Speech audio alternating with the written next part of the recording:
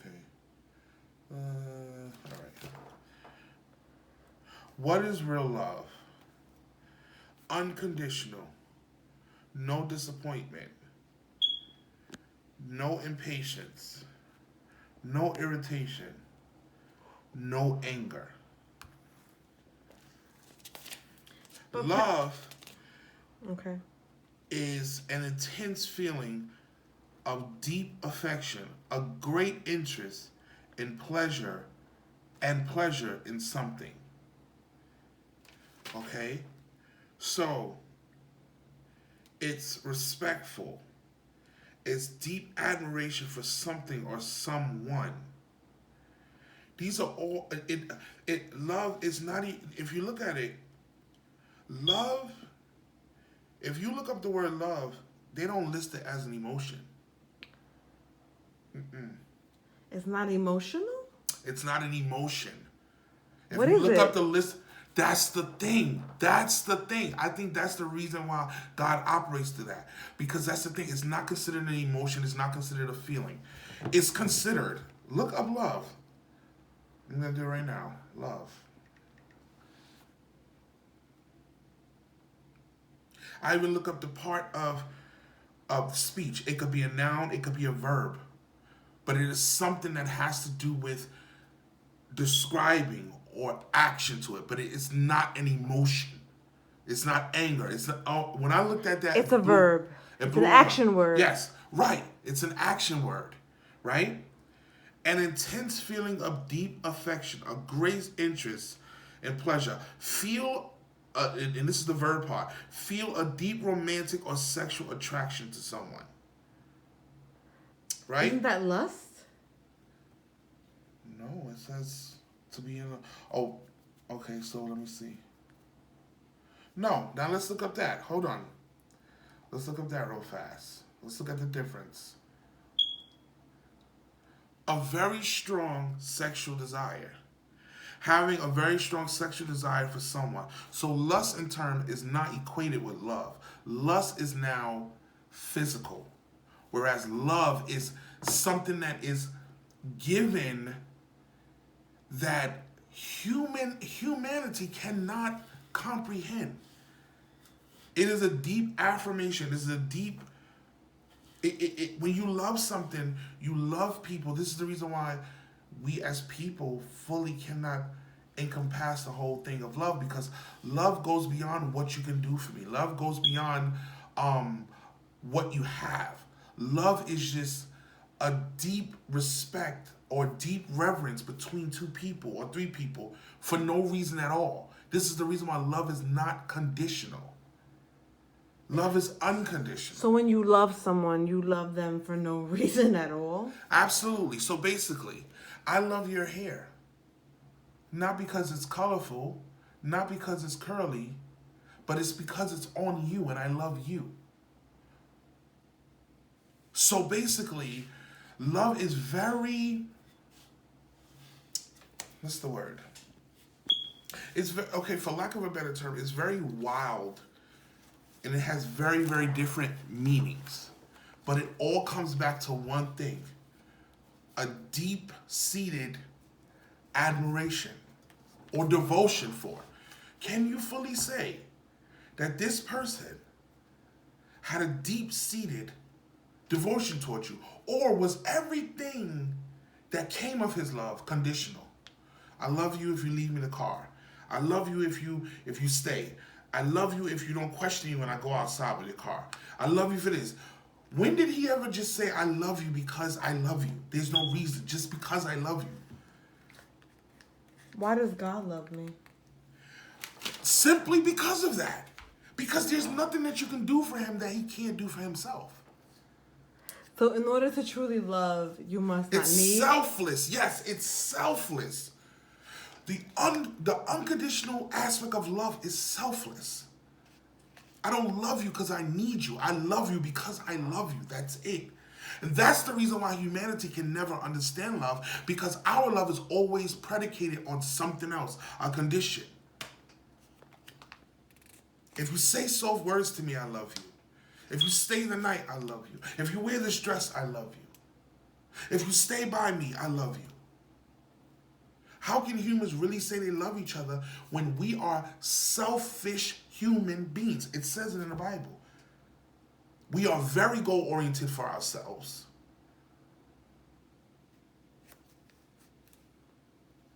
So the fact that love cannot even be put in a definition, it's not even a part of speech. It's not even considered emotion. Then what is it? What is the thing that God operates in? You know why he operates in love? Because it is something that we can't comprehend. Our love, look at how we love. How do we love? Totally conditional. Totally based on something. Totally. Can you really say, can you go out and say to someone on the street that you've never met that you love them? Can I tell you something honestly? Mm-hmm. To a degree, I do. To agree, you do what? I love humanity. I love people. I want them to be well. I want to see them well. I've never wished ill on anyone. You can love your fellow human being. Absolutely. But is it equated? Look what you just said. You said, I love humanity. I want them to be well. Still, your love is predicated on your wishes for that person. I want. How am I supposed to love, Perrin? We can't. We're not capable of love? No. I think we're capable of deep affection for each other. See, look what you just said. Even in the purity of what you just said about this person outside you've never met.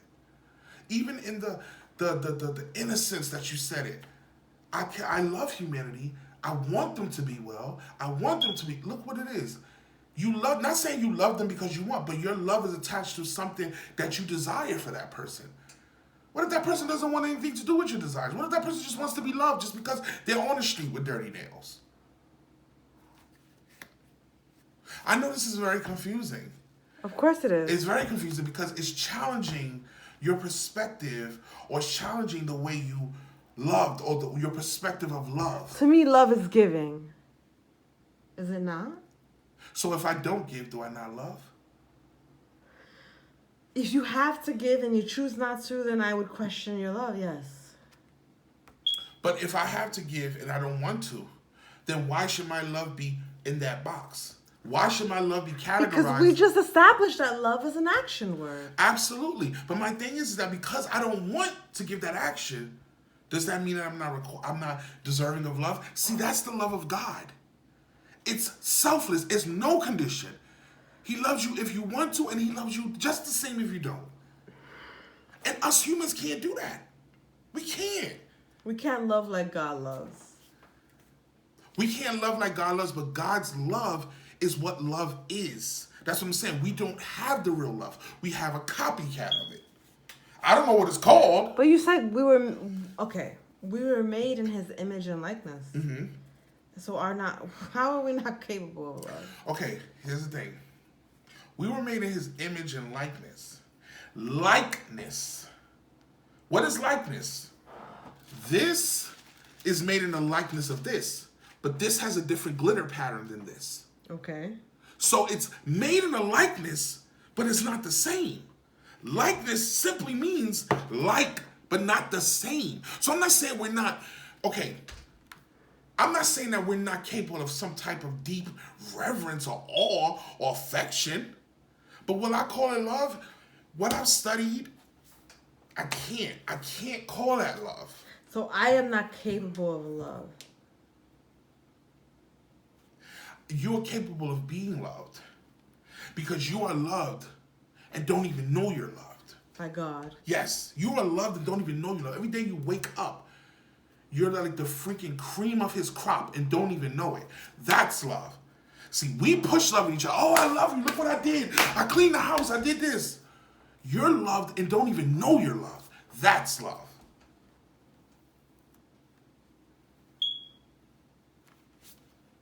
That's difficult to understand. Oh my gosh, are you kidding me? When I was doing this stuff and I'm sitting here reading this, I'm just like...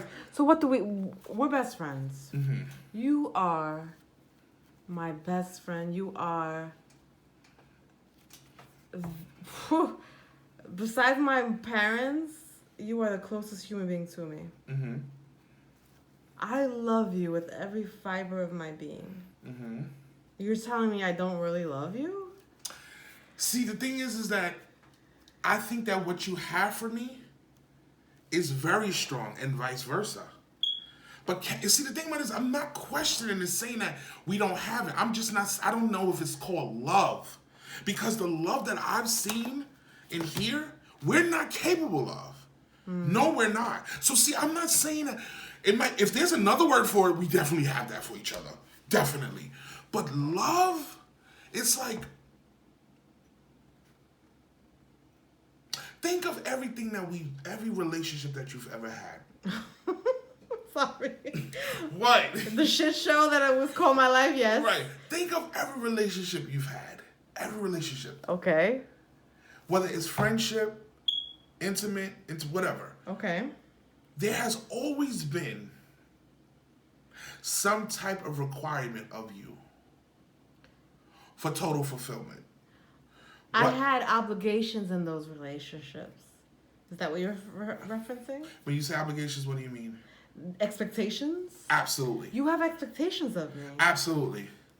Absolutely. So that's what I'm saying. But God has expectations of me. Okay. So when it comes to him, it's like even his expectations of us is selfless. Like, his expectations for us is to love him or to have some type of awe or fear for him with all our love, all our mind, all our heart. How could that hurt? But our love, what we give to each other, or what we call love, is either conditional, there's premises, there's stipulations, there's obligations, there's expectations. So can we really full-fledged call that love? Now that might be the highest thing under love. But what I've read here, the total, like God loves me if I wake up in the morning and have eye boogers and bad breath and look the most worst. It's not conditional.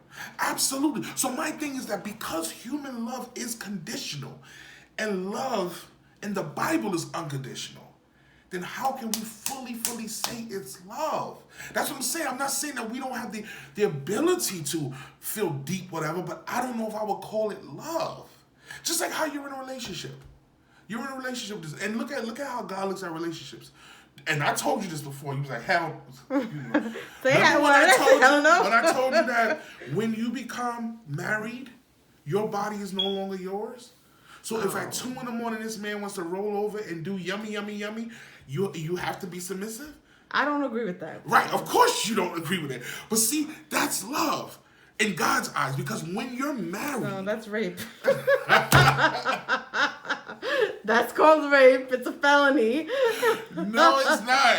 Look how God designed physicality in a human form. And as far as human form, he designed it to be productive, to mean something.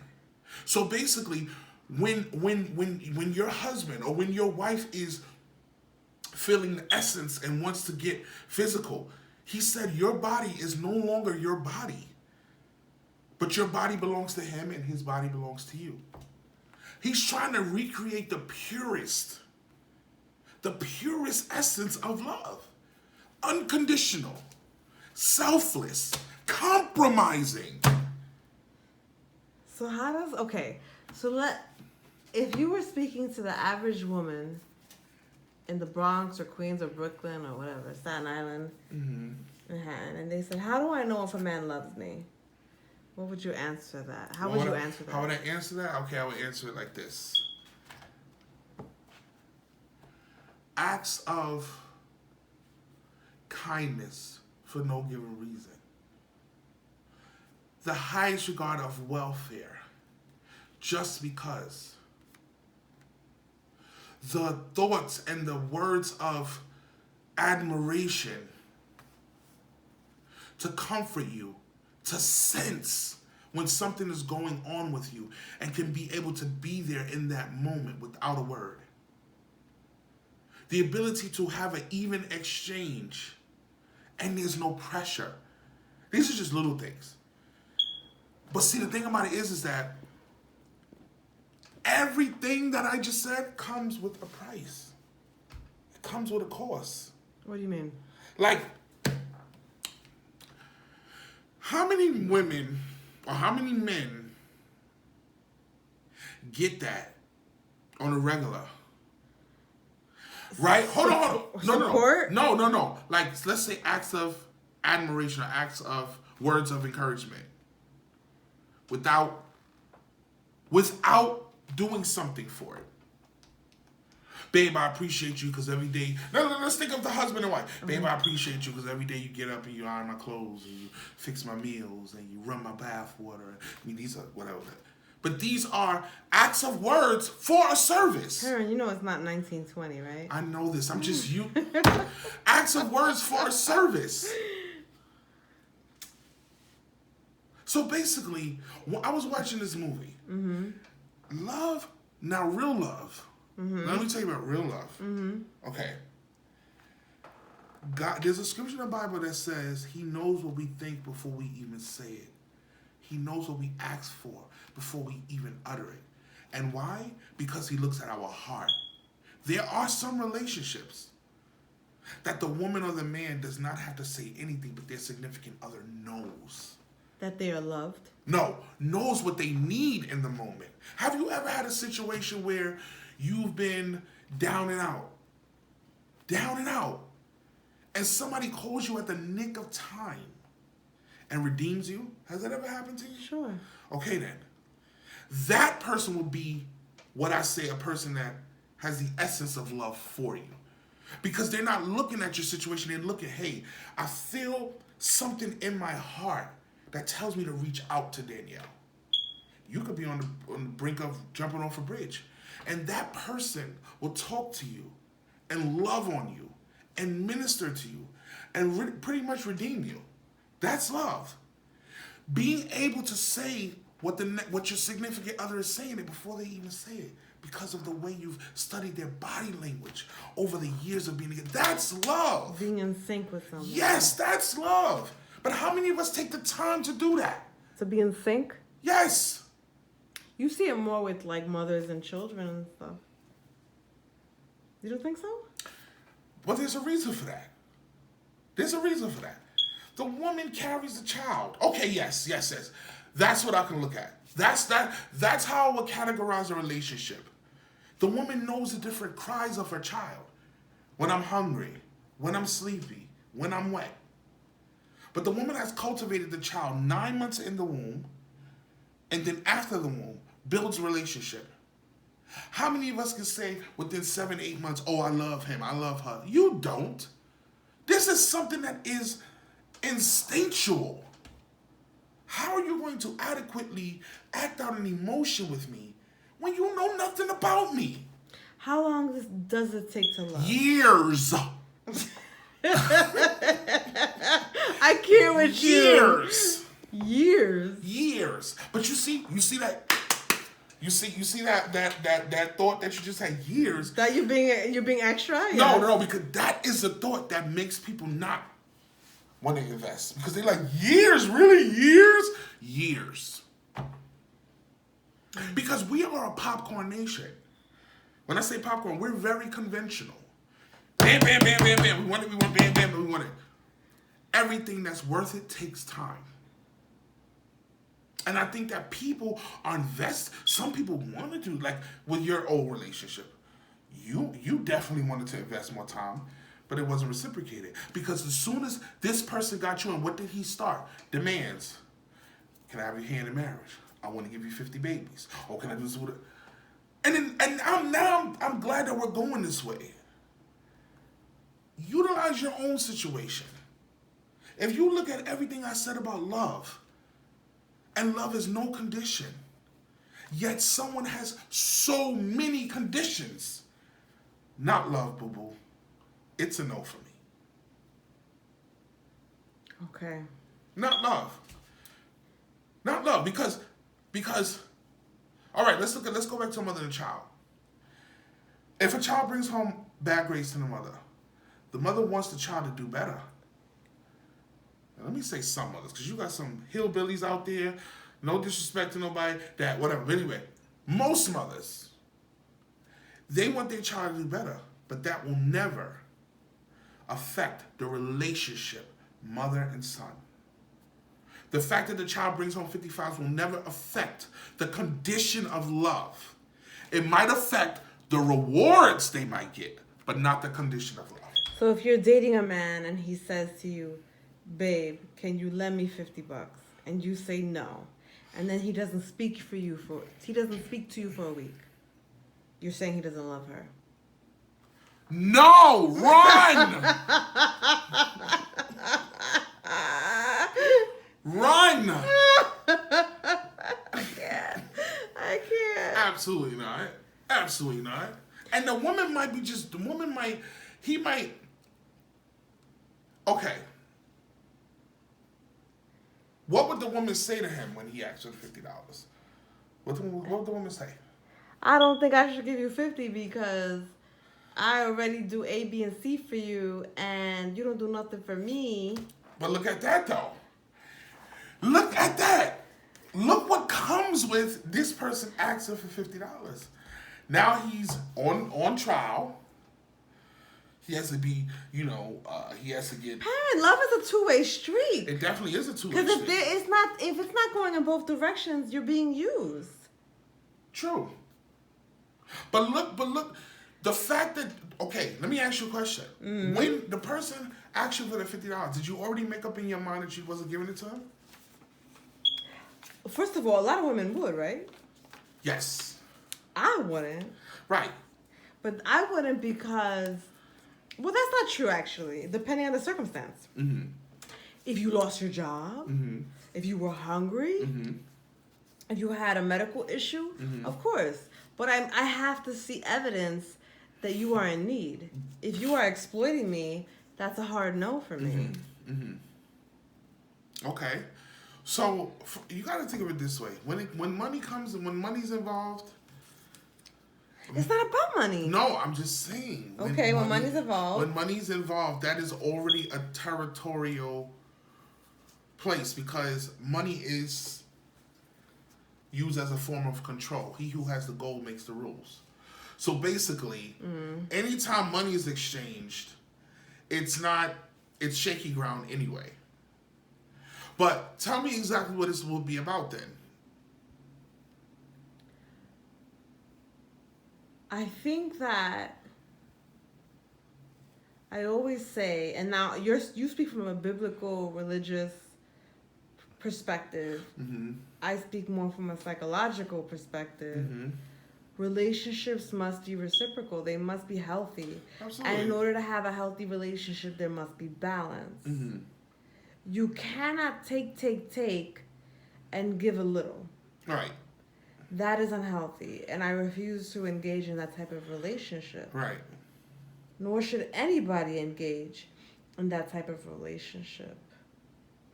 But where does this perspective of yours come from? Well, I feel like I've had the privilege of being loved mm-hmm. by my parents. Mm-hmm. My first example of love. Mm-hmm. And that love was just beautiful. Mm-hmm. And it was, I want you well, I want you happy. Mm-hmm. I want you to be the best you can be. Mm-hmm. It wasn't a type of love where like I will take and deplete you. Mm-hmm. So for me, love is giving. Right. And when I feel love, I want to give. Mm-hmm. So if all you do is take from me, you cannot love me. You just answered your question. Okay, Perrin. Okay, so here's the thing. No. Before we start this video, guys, we started with Danielle's crazy love life. And she had a question. She said, I do think, and if I could cross my legs, I would do how she did it. She said, I do think he loved me his own way. Danielle, after my whole spiel of what I felt love was in here and here, Danielle looked at it from a psychological sense, and you guys just heard what she said. If all you're going to do is taking you out for the first 3 months and buying you everything is not giving. No. It's setting up. No. It was setting up? Oh, hell yeah. That was setting up, sister. I can't with you. That was setting up. How do people look at their victims? How do we as therapists, well, not as therapists, but how do we who study the minds of people see how people look at their victims? It's grooming. It's 6 children is on the front line. I'm a pedophile. I like kids, so I'm gonna see how far I can go. I'll touch their leg. If 2 draw back, they're out.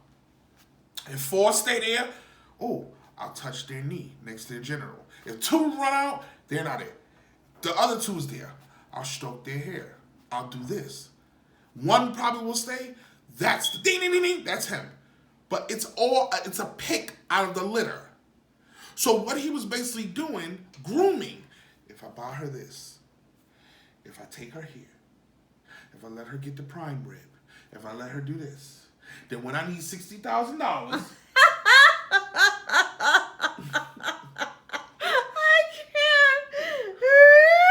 It's like a bank. It's like a bank. What you do with a bank? You put in so you can cash out. All this he putting in, he gonna cash out. And he tried to do that many times. So you just answered your question. How could somebody truly love me when all they do is take? Now, ladies and gentlemen, what has he given you? What do you classify given?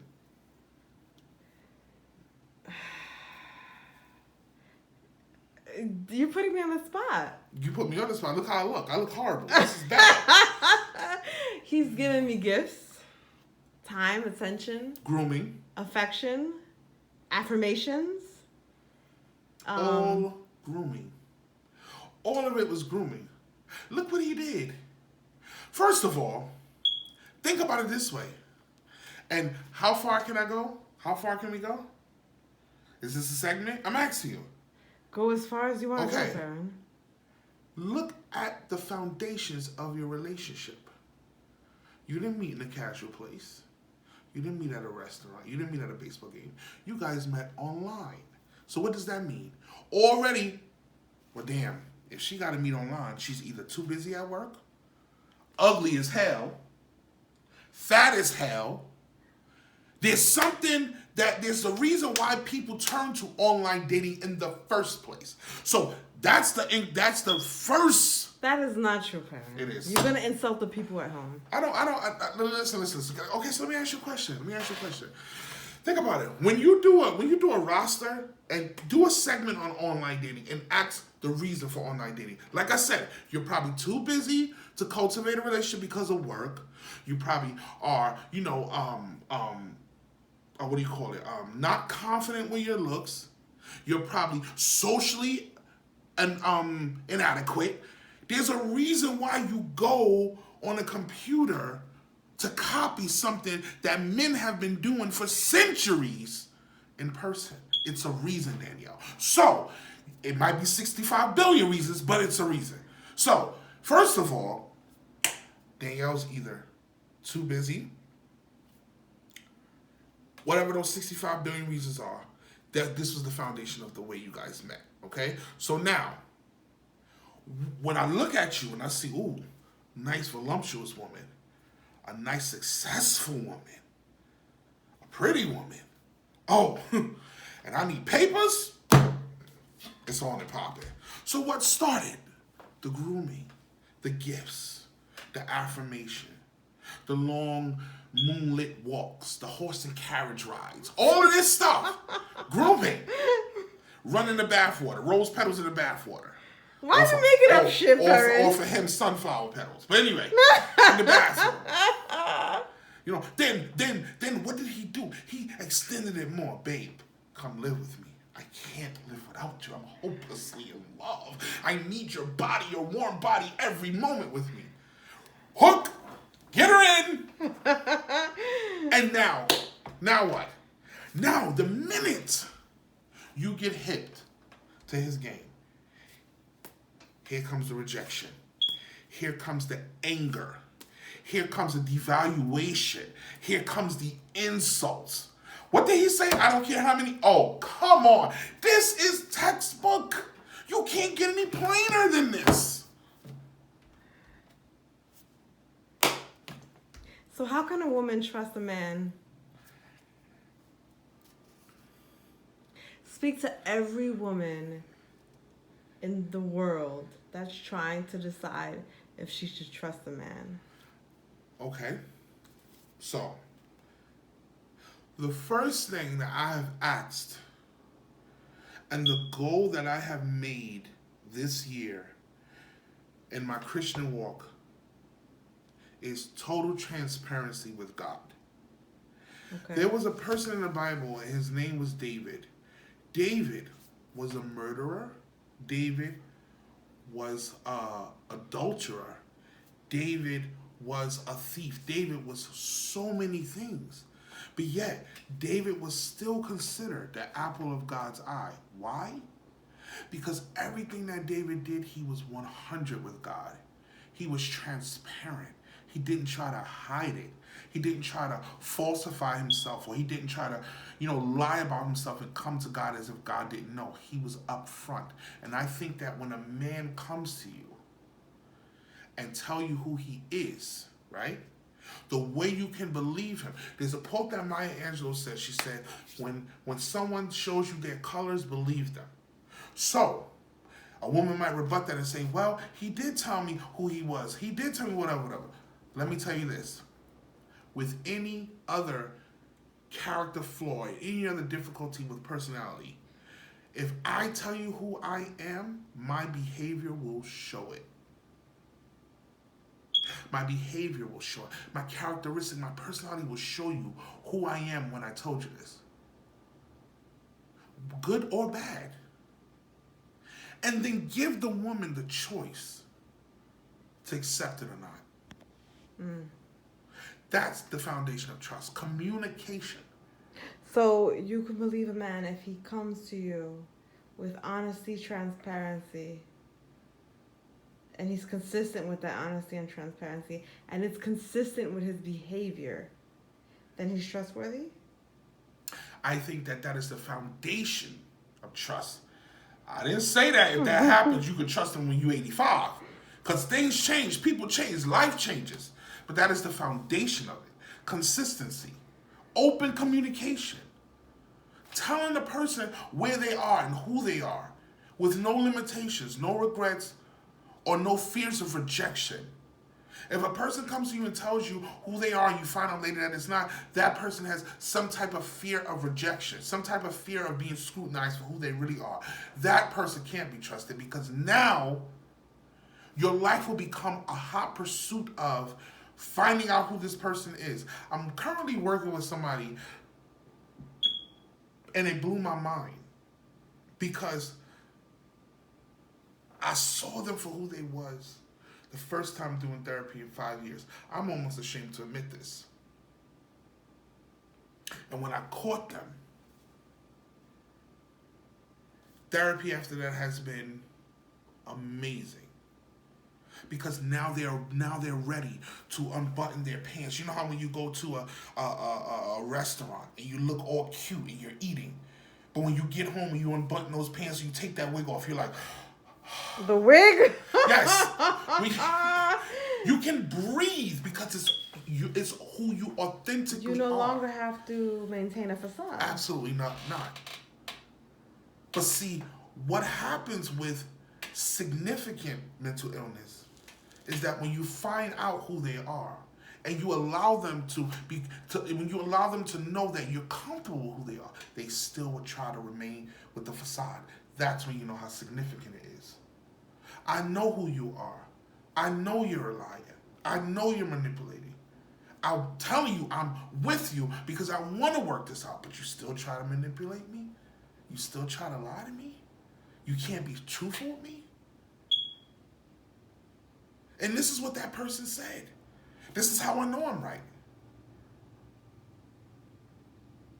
Because even though he was found out, it was like, I cannot let my guard down. I have to continue doing this stuff. Even though people love me for who I am and they know that I'm not worth crap. But I still have to maintain that. To them even. Yeah, the river runs deep.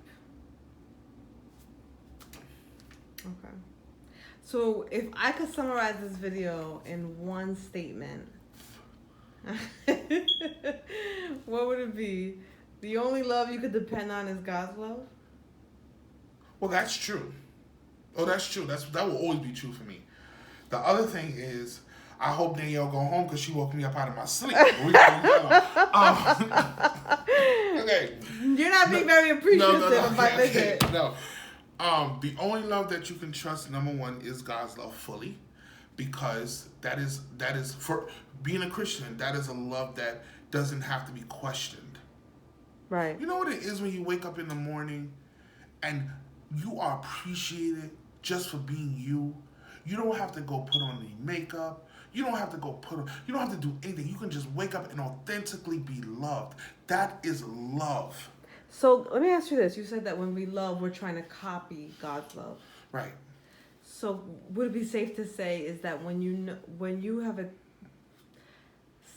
come across genuine love in this world, it will feel similar to God's love? Absolutely. Okay. It is a love. I was watching a movie and the woman said that love is a love many people, Danielle, find on earth. No, not many. Rare. It's very rare, Danielle. That love is very rare. What now, feel like God's love? Now, see, the love I feel for you is like that, and the love you feel for me is like that. This is the reason why no matter how far our relationship goes, no matter how left out of field it goes, we come back to the center. We come back to the center. That's true. And God's love says, there's a scripture that says, train a child up the way they should go, that when they get older, they may not depart from it. Meaning that train them, groom them in love. They may go to the east, the west, the north, the south, but they will always come back to it. And so with our relationships, and all of our relationships, even our relationships with our parents, there's some type of distortion. We may feel that the parent loves the older one more than me. The parent confides in somebody else more than me. The parent spends more time more than me. It's even some type of distortion there. But authentic love, 100% authentic love, it's like a glove. It fits your body, every crevice, every crack, every flaw. That's why it says love covers a multitude of sin and fault. It covers it, Danielle. It covers it. It fits you.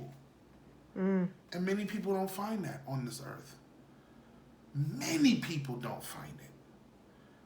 So what is it then that we call love then? If that love, every time the phone rings at 3 a.m, you looking over the shoulder to see who it is. Or every time he comes or she comes in late, you're questioning, is that love? No. Because love is sure. You don't question it. Look at our situation tonight. If you wouldn't have came over last night, I knew I would have got a text first thing in the morning. Screaming at me probably, but still a text.